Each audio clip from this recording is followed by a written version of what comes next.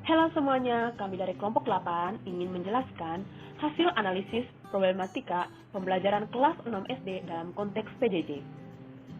Kelompok kami terdiri dari Bartolomeus Dias, Yosefina Bakita, Vincentia Genetris, David Setia Utama, Elsa Tabita, dan Tarisa Damiera.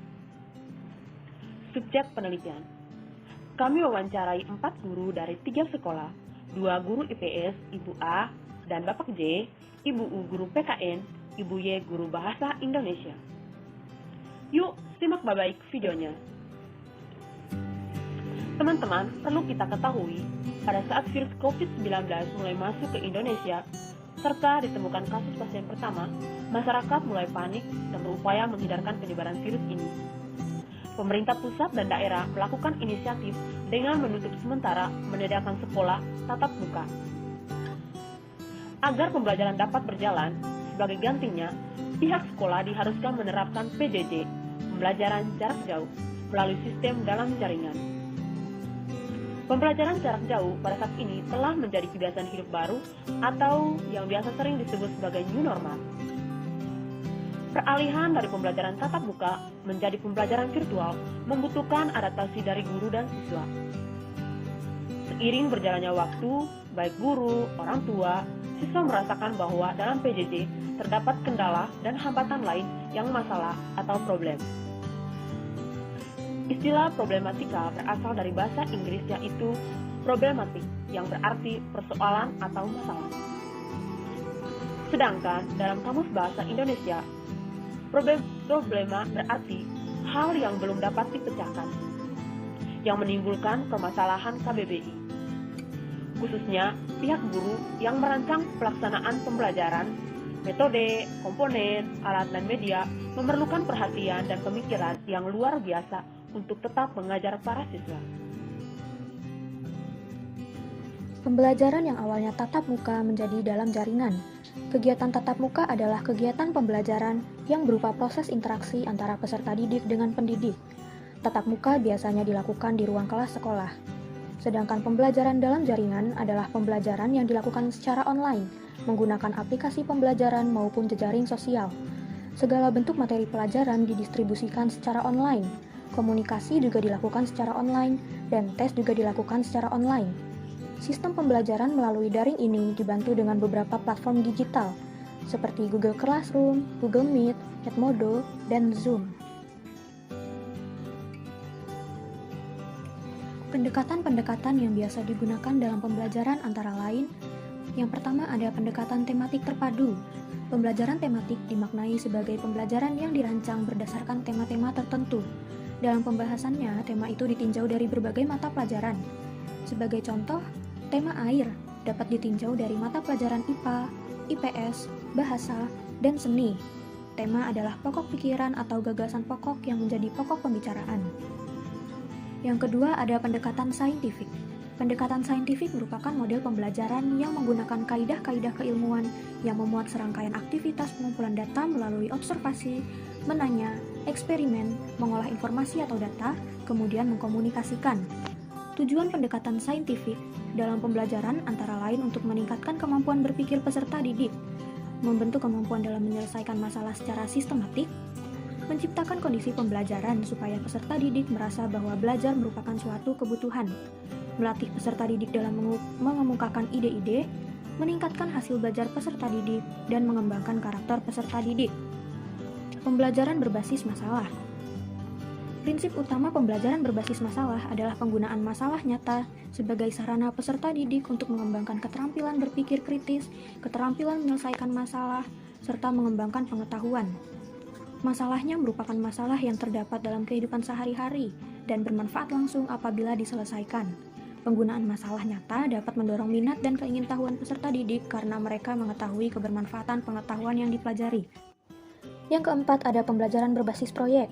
Pembelajaran berbasis proyek adalah model pembelajaran yang menggunakan proyek atau kegiatan sebagai pembelajaran untuk mencapai kompetensi sikap, pengetahuan, dan keterampilan. Pembelajaran jarak jauh. Pembelajaran jarak jauh adalah pendidikan formal di mana kondisi peserta didik dengan pendidik atau pengajar berada di lokasi yang berbeda, sehingga memerlukan sistem telekomunikasi interaktif untuk menghubungkan keduanya.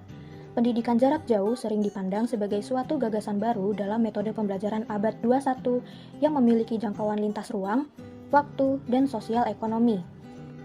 Kelebihan pembelajaran jarak jauh yang pertama, proses pembelajaran dapat dilakukan tanpa dibatasi oleh keharusan pengajar dan peserta didik untuk berada di ruang dan waktu yang sama. Kedua, penggunaan teknologi komunikasi dan informasi sebagai media pembelajaran menimbulkan biaya yang lebih rendah, baik bagi penyelenggara pendidikan jarak jauh maupun peserta didik. Di samping kelebihan, PJJ memiliki kekurangan, di antaranya minimnya kontak langsung antara pengajar dan peserta didik memperlambat proses terbangunnya relasi sosial dan nilai-nilai yang menjadi tujuan dasar dari pendidikan. Yang kedua, rendahnya kontrol terhadap proses pembelajaran sebagai implikasi dari cara belajar mandiri yang menjadi titik berat dari pendidikan jarak jauh, dan keterbatasan teknologi komunikasi dan informasi yang tidak dapat menggantikan sepenuhnya proses komunikasi dan interaksi secara langsung yang terjadi dalam pendidikan konvensional. Problematika dari hasil wawancara. Ada 4 guru. Dari hasil wawancara yang kami lakukan di 3 sekolah dan 4 guru, bahwa selama PJJ ini yang menjadi kendala untuk mereka yaitu jaringan internet, dan juga ketidaksiapan RPP untuk pembelajaran PJJ. Sekolah menjiplak RPP buatan pemerintah dan melihat di internet. Selain itu, ada juga sekolah yang mengambil RPP tahun pembelajaran tatap muka. Dalam pembelajaran, waktu pelaksanaannya lebih singkat. Dalam pelaksanaan pembelajaran tematik juga adanya kesulitan menentukan tema tertentu, karena menggunakan tematik tetapi masih per mata pelajaran, apalagi pelajaran IPS dan PKN. Itu mirip. Dalam pembelajaran PJJ juga disediakan siswa kurang ketika belajar di rumah. Problematika RPP. RPP menjiplak buatan pemerintah atau melihat dari internet kurang variasi. RPP yang kurang dikembangkan oleh guru. Mengapa RPP perlu dikembangkan? Tujuannya adalah untuk menyesuaikan pembelajaran dengan minat, kemampuan, motivasi, belajar, nilai, kebutuhan khusus, dan mendorong siswa lebih aktif. Menggunakan RPP tahun kemarin, faktor ini disebabkan karena sekolah tidak siap dengan sistem pembelajaran jarak jauh. Maka, dengan segala keterbatasan, sekolah akhirnya mengadopsi RPP yang digunakan sebelum pandemi untuk digunakan dalam PJJ. Namun, RPP tersebut juga disesuaikan pada penggunaan platform digital telekonferensi, contohnya seperti Zoom, Gmeet, dan lain-lain, serta tugas-tugas yang dikirimkan secara online. Waktu pelaksanaan berkurang. Guru dari sekolah SD menyatakan bahwa PJJ mengurangi waktu pembelajaran tatap muka online. Jika pada sebelum pandemi atau pembelajaran di sekolah bisa 8 jam sehari, namun hanya 1-2 jam saja tatap muka online. Kemudian guru menambahkan tugas tambahan sebagai pengganti jam belajar. Metode. Pengertian metode. Metode adalah cara atau teknik yang digunakan oleh pendidik untuk menangani sesuatu kegiatan pelajaran. Yang pertama, metode sederhana. Metode ceramah, menyajikan materi pelajaran melalui penuturan dan penugasan lisan kepada peserta didik. Yang kedua, metode tanya jawab. Metode tanya jawab merupakan metode yang tujuannya untuk mengetahui sejauh mana pemahaman peserta. Kemudian metode diskusi. Metode ini ditukar pendapat berdasarkan pengetahuan dan pengalaman. Metode yang dapat mengaktifkan peserta didik yang pertama, analisa studi kasus. Peserta diberikan kasus yang harus dipecahkan baik secara individual maupun kelompok berdasarkan data, fakta, atau konsep yang telah dipelajari di kelas. Yang kedua, mengevaluasi hasil kerja temannya. Metode ini dapat dilakukan setelah pengembangan sesuatu produk. Peserta didik diberi rubik untuk mengevaluasi hasil kerja temannya. Kemudian, metode mengetahui penguasaan peserta didik. Yang pertama, mengembangkan peta konsep secara individual ataupun kelompok. Peserta didik diminta untuk mengembangkan peta konsep yang merupakan representasi gagasan, model, konsep, atau hubungan antara konsep. Yang kedua, refleksi. Refleksi dapat memancing perasaan dan kesulitan peserta didik dalam mengikuti pembelajaran. Media pembelajaran. Media pembelajaran yang digunakan guru pada umumnya adalah PowerPoint. Guru meringkas materi, kemudian membuatnya ke dalam PowerPoint yang membuat materi itu terlihat lebih menarik dan siswa lebih ingin membacanya. Lalu, media lain yang digunakan adalah video. Biasanya video diambil dari internet. Salah satu narasumber kami, yaitu Guru Y, juga menggunakan Kahoot dan Quizizz untuk menciptakan pembelajaran yang lebih menyenangkan, juga dapat mengukur kemampuan kognitif peserta didik. Pengembangan perangkat pembelajaran. Guru U mengirimkan lembar kerja siswa yaitu melalui link. Untuk materi juga diberikan bacaan penunjang baik secara elektronik maupun dalam bentuk buku. Guru A mendapati bahwa hanya mengikuti yang ada pada lembar kerja siswa saja. Guru Y mendapati bahwa penggunaan lembar kerja dalam bentuk Google Form. Pengembangan materi bacaan dengan mencari referensi lain karena dalam buku tematik sangat sedikit mengenai perbendarahan kata. Selanjutnya, problematika literasi. Ada beberapa problematika literasi, yaitu kurangnya bahan bacaan yang ada. Guru X mengatakan, jika ingin meminjam buku dari perpustakaan sekolah, guru tersebut harus meminta izin terlebih dahulu kepada kepala sekolah. Jadi, tidak dibebaskan untuk mengambil buku secara bebas. Lalu, hanya ditekankan pada beberapa literasi dasar, yaitu literasi baca tulis dan numerasi saja. Pelaksanaan pembelajaran dengan pendekatan tematik. Yang pertama, guru sulit memadukan materi sesuai dengan tema.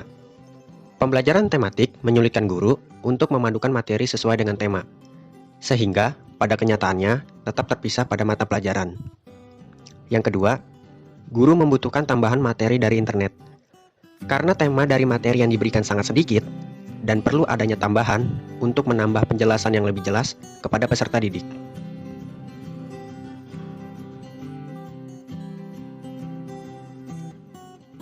Pelaksanaan pembelajaran jarak jauh.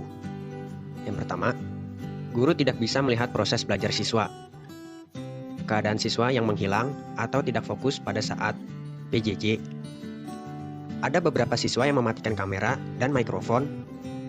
Oleh karena sikap dan gestur yang tidak terlihat oleh guru, kesempatan itu dibuat untuk bermain game atau melakukan kegiatan lain oleh siswa. Kemudian, pada saat dipanggil oleh guru, siswa tersebut tidak merespon dengan baik dengan menyalakan kamera ataupun mic-nya.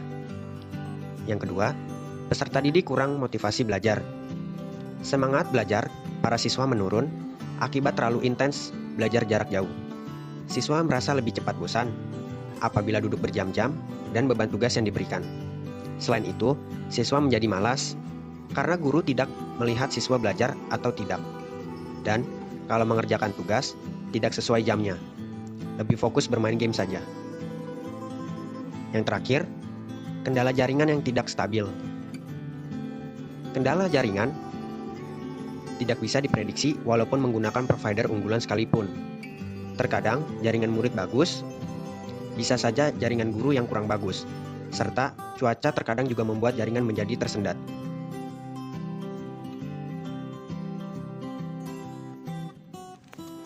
Pembelajaran tematik adalah pembelajaran yang dirancang berdasarkan tema-tema tertentu.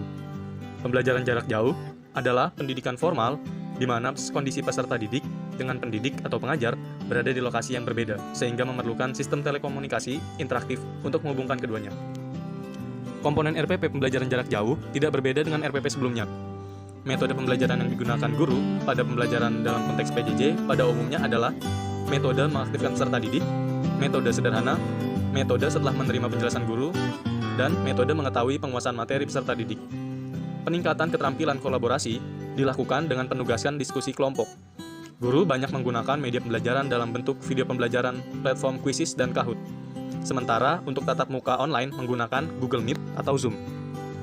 Pelaksanaan pembelajaran jarak jauh memiliki berbagai masalah, seperti kurangnya pengembangan rancangan pelaksanaan pembelajaran, bahan literasi yang kurang bervariasi, kendala penyusunan bahan ajar, dan penggunaan buku tematik yang kurang sesuai tema, dan pelaksanaan teknis pada saat PJJ, diantaranya koneksi jaringan yang lambat, kurangnya sarana dan prasarana, guru kesulitan memantau siswa satu persatu dikarenakan siswa tidak menghidupkan kamera dan mic. Ketika guru menjelaskan, terkadang siswa sibuk bermain game dan tidak memperhatikan penjelasan guru. Saat ujian, terkadang siswa mendapatkan bantuan dari orang lain untuk menjawab soal-soal dan pengumpulan tugas tidak sesuai dengan waktu yang ditentukan. Saran, bagi guru, untuk lebih meningkatkan kompetensi dan mempersiapkan diri dengan wawasan yang dalam seputar platform belajar yang dapat menjadi sarana bagi siswa. Guru yang mengajar hendaknya menggunakan berbagai metode dan teknik pembelajaran, serta strategi mengajar yang dapat mendorong minat siswa untuk terlibat aktif dalam belajar secara virtual. Untuk sekolah, Pihak sekolah dan guru seharusnya lebih bekerja sama dalam memberikan fasilitas untuk memenuhi kebutuhan literasi siswa selama PJJ dan mengevaluasi RPP untuk menemukan formulasi yang tepat sekaligus memperbaiki kekurangan permasalahan.